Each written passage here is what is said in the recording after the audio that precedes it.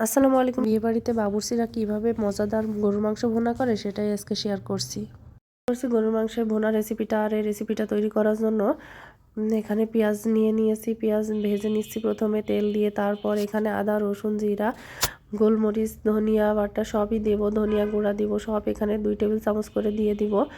মরিচ দিয়ে দিব 2 টেবিল চামচ, জিরার বাটা 2 টেবিল চামচ, আদা বাটা, রসুন বাটা সবই 2 টেবিল চামচ করে দিব।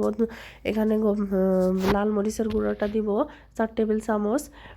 আর এখানে এলাচ দিব, দারুচিনি দিব, তেজপাতা দিব, গোলমরিচ দিব, সবই দিয়ে ভালো করে মশলাটা কষিয়ে নিব। আর এখানে অবশ্যই পানিটা ব্যবহার করব। আর এখানে আমি যেহেতু 2 কেজি গরুর মাংস নিয়েছি, তাই 2 কেজি গরুর মাংসের জন্য আমাকে সবই 2 টেবিল চামচ করে নিতে হয়েছে। তারপর এভাবে এখানে কষিয়ে নিয়ে মাংসটা এখানে সুন্দর করে ঢাকা দিয়ে দিয়েছি। এবার আমি সেই মশলাটা দিব, সিক্রেট মশলাটা। আর এটা হচ্ছে বাদাম।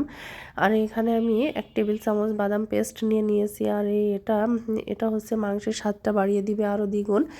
আর এটা দিয়ে এখানে আমি সুন্দর করে নেড়ে চেড়ে তারপর এখানে প্রেসার কুকারে তুলে দিয়েছি। মাংসটা কষানো হওয়ার পরে এখন আমি এটা বাসি হয়ে গেলে আবার নামিয়ে কড়াইতে ঢেলে আবার একটু রান্না করব। আর এই রান্নাটা ভীষণ মজাদার হয়েছে যেহেতু আমি বাদাম দিয়েছি। আর এই বাবুর্চিরা অবশ্যই এই বাদাম বাটাটা ব্যবহার করে মাংসের টেস্ট আরও বাড়িয়ে তোলার কারণে অনেক সুন্দর হয়েছে টেস্ট। সবাই ট্রাই করবেন।